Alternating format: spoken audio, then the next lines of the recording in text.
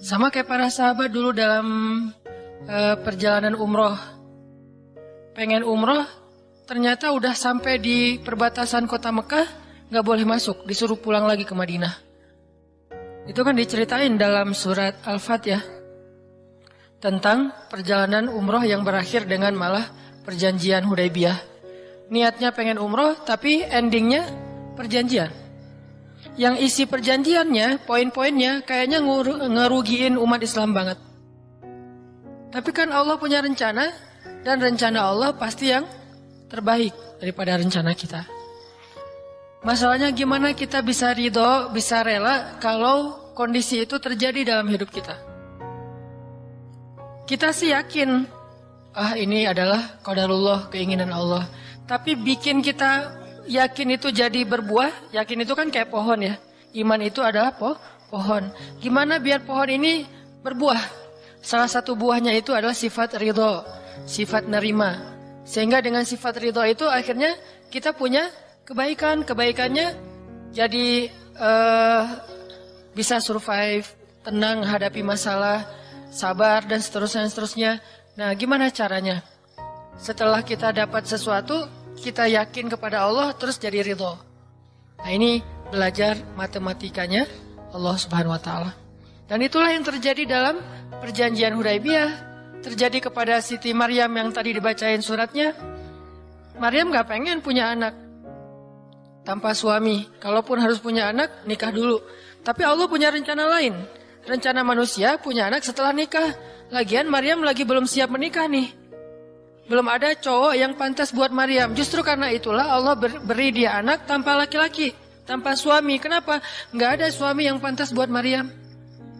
Mungkin satu-satunya lelaki yang pantas buat Maryam cuma Nabi Muhammad. Tapi kan beda zaman.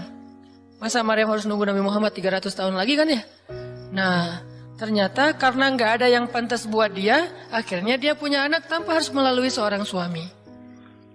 Mungkin kita terlalu soleh sehingga gak ada yang pantas buat kita. Pantasnya cuma bidadari, ya udah di akhirat nikahnya. Husnuzannya mah ya.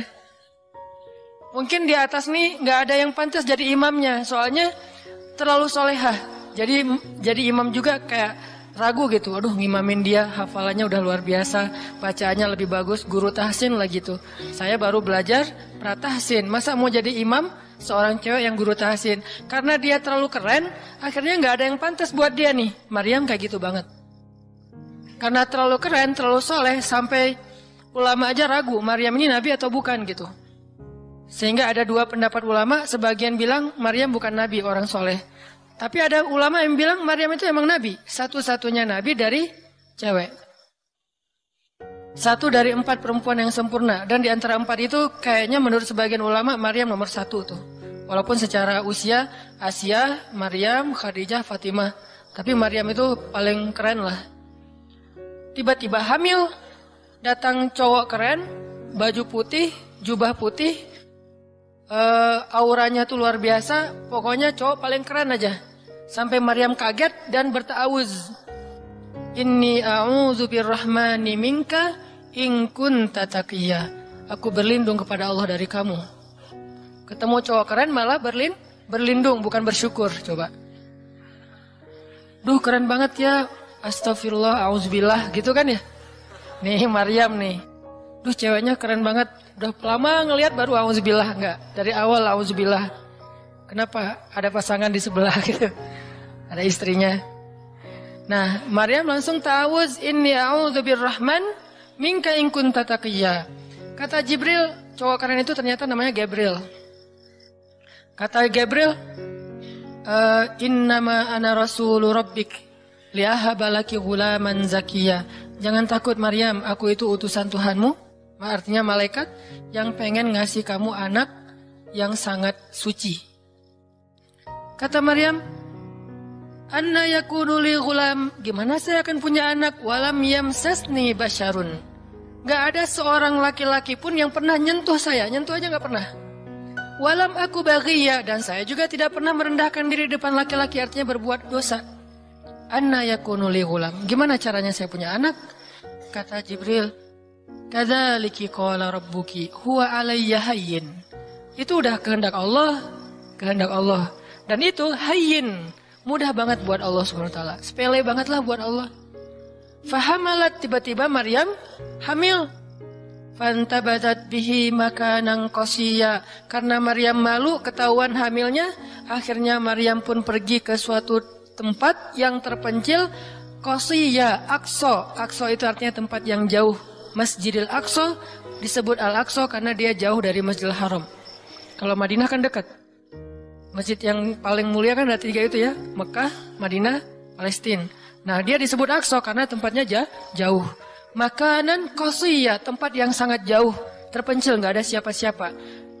Fantabatat bihi makanan qasiyya. Fa'aja ahal makhatu. Tiba-tiba dia udah harus ngelahirin setelah sekian bulan, mungkin 9 bulan.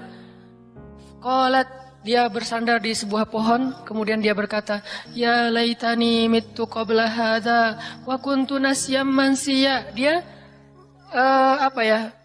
kayak orang menyampaikan satu bentuk kalimat sedih, kayak kalau bahasa sederhananya kayak ngeluh gitu. Ya laitani mittu qabla hadza, aduhai seandainya aku mati aja daripada harus menanggung malu kayak gini. Maryam itu kan pemalu banget. Mahkota sifat malu itu dipakai banget sama Maryam. Makanya ketahuan hamil nggak punya suami, itu buat Maryam pukulan paling luar biasa, telak banget. Walaupun dia nggak berbuat dosa, tapi tetap aja orang kan ngata-ngatain dia. Ditambah lagi Bani Israel, tahu sendiri kan Bani Israel suka banget viralin fitnah. Ada apa viral Bani Israel teh? Maryam hamil di luar nikah, viral. Semua orang ngomongin mana Maryam. Terus rumahnya tuh dilemparin batu karena dianggap sebagai pembawa sial bagi Bani Israel. Dasar Maryam ngaku-ngakunya suci, sok suci segala macam. Sehingga Maryam bilang, ya laitani mittu qabla hadza. Aduhai seandainya saya mati aja sebelum ini terjadi pada saya. Sehingga saya menjadi orang yang tidak pernah dibicarakan oleh siapapun. Sedih. Berarti pengennya Maryam beda dengan pengennya Allah. Secara emosional, secara manusiawi, secara fitrah ada penolakan dan itu manusiawi. Maryam menolak. Begitu juga sahabat Muhajirin. Wa inna fariqam minkum lakarihun. Minhum lakarihun. Walaupun sebagian kalian itu dalam keadaan karih, menolak, enggak suka. Emangnya kita mau nerima musibah? Pasti kita nolak kan secara spontan, fitrah, manusiawi, nolak. Ya laitani mittu qabla hadza wa kuntu nasyan mansiya. Aduhai seandainya aku mati aja sebelum kejadian ini terjadi padaku, sehingga enggak ada orang yang ngomongin tentang aku. Jadi enggak ada trending topik tentang Maryam waktu itu. Dia berharap kayak gitu. Semua berita buka channel mana aja Maryam. Asal buka Instagram yang muncul duluan di home tuh Maryam. Viral banget, semua orang ngomongin Maryam. Sehingga Maryam bayangin, semua orang ngomongin kita se-Indonesia. Karena emang sebelumnya kan Maryam memang selebgram banget kan. Semua orang pengen nge-following Maryam. Jangankan yang cewek-cewek, yang cowok juga pengen nge-following Maryam. Cuman gak ada yang pantas. Semuanya kagum sama Maryam, respect. Tiba-tiba berubah, kalau gak naik, jatuh kan gak berasa nih. Kita gak naik jatuh, paling keseleo dikit. Tapi kalau naiknya udah terlalu tinggi jatuh, kan lebih sakit nih. Maryam tuh naiknya udah terlalu tinggi. Saking tingginya sampai Nabi menyebut dia satu di antara 4 yang sempurna di muka bumi. Gak ada perempuan yang sempurna kecuali 4 itu. Itu benar-benar dipuja-puja tuh Maryam. Pengen punya anak nanti namanya Maryam. Pengen punya istri kayak Maryam. Pengen punya ibu kayak Maryam. Pokoknya Maryam itu idola banget tuh di zaman tersebut. Bani Israel kalau suka lebaynya luar biasa. Kalau benci, wah noraknya juga luar biasa. Tuh Bani Israel. Berlebihan gitu. Kalau suka habis-habisan sampai dijadikan Tuhan kan dulu mereka pernah mengangkat seorang laki-laki yang soleh jadi Tuhan. Namanya Uzair. Uzair. Disebut sebagai anak Tuhan. Kemudian juga Isa juga gitu. Bani Israel tuh luar biasa kalau suka. Kalau benci, wah habis-habisan juga tuh dijelek-jelekin. Kayak mereka ngejelek-jelekin Musa, Harun. Kalau Harun gak terlalu sih Musa. Kayak mereka ngejelek-jelekin Nabi malaikat malaikat Jibril. Kan Bani Israel paling gak suka sama Jibril ya. Jadi gak ada orang Yahudi nama anaknya Gabriel tuh gak ada. Rata-rata nama anaknya Michael. Karena mereka senang banget sama Mikail, gak suka sama Jibril. Kenapa? Jibril itu kalau turun pasti bawa perintah. Wahyu kan? Jibril mah hese, bawa perintah wae gitu. Bawel Jibril menurut mereka.